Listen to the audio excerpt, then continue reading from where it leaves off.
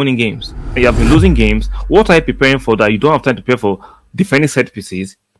You're not winning games, but you have other things to prepare. So I would like to know what are you preparing for? Postecoglou. The same media that propped you up in the beginning of the season. The same media was telling you that you're going to end the Spurs term. They made you. We know the English media, right? They make and mar you. And you can begin to see traces, symptoms, asking those difficult questions. Chelsea 2, Spurs 0.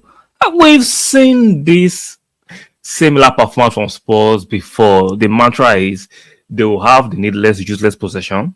They will huff and puff in the second half, and they will lose. We saw it against Newcastle, against Arsenal. Now we've seen it against Chelsea. Are you surprised? I'm not surprised. Before we continue this conversation, be kind enough to strike the like button.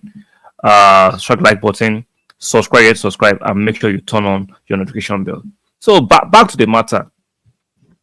A lot of football lovers are not surprised with this result from Spurs, even though a lot of people were rooting for them that they should be able to actually fight for top four. It looks like top four qualification is beginning to fade away like a horrible, bad, orderful fat. It's fading away. I remember the first 10 games, they're telling us Spurs are going to compete for the league. They are better than Arsenal. Their first 11 is better than Arsenal.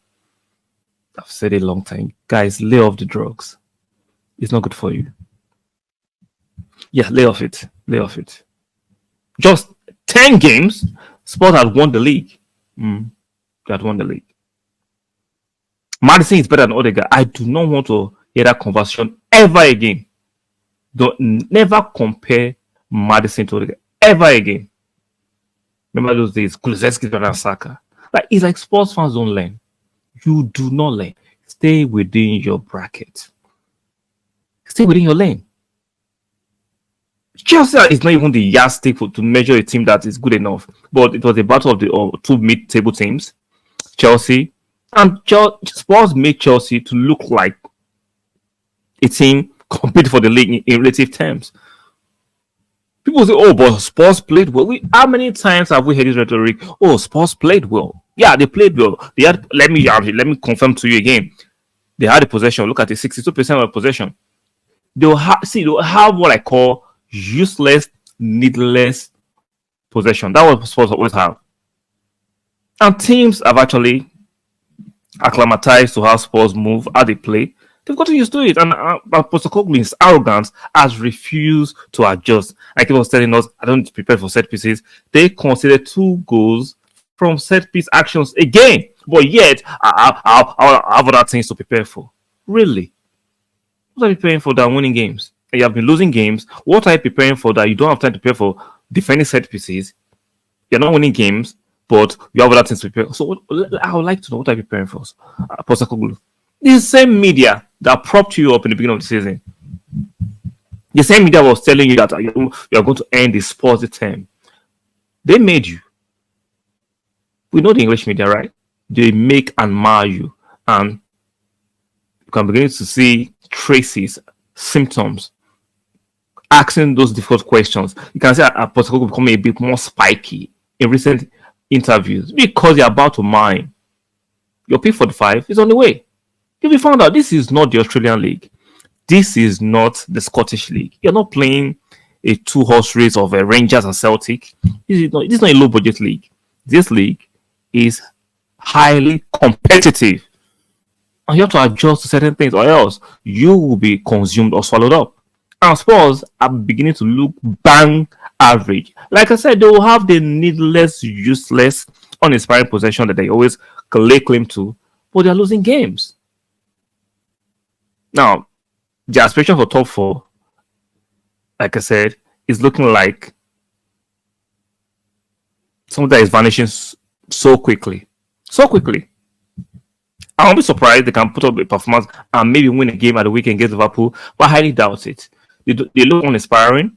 Postecoglou is becoming a bit more spiky. The players look like they want to go for a vacation already. It's not looking good at Spurs. Even though they told us at the beginning of the season they were going to compete because they won. I think they had 26 points of 30 that time and they were overly excited and they felt they could win the league. It's 38 games, not 10 games. It's 38 games, not 10 games. So slow your roll. You will learn. And you're learning the hard way. Madison, Ben Johnson, Richarlison, all bang average player from a song that hit his twilight. Good player, but in a way, everything is not looking right for Spurs. The trajectory for Spurs is not looking right. We all saw it. Rational fans.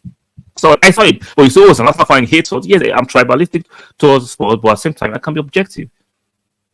Even Van de Ven, you're the best defender. He's not the best defender. When if you have to rely on your pace to bail you all the time, there's something wrong. I'm not saying there's anything wrong with having pace, but your positioning, your awareness, you supersede your need to use your pace as a get out get out of different situations all the time.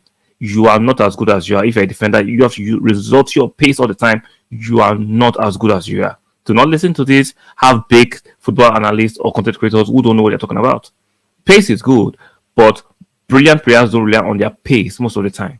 The technical ability, the awareness, the positioning comes before the pace. So, Chelsea deserved their victory. They were calculated. They lay ambush and traps of Spurs. Spurs fell into it. They scored their goals. Kostic Chalaba and Nicholas Jackson, 2-0. Very professional result. They played well. They allowed Spurs have the needless possession and they counter when they had to counter. They reined it in. They defended well in relative terms. So Chelsea, I have no bad word to say about it today. You deserve your victory. And for Spurs, we've seen this before.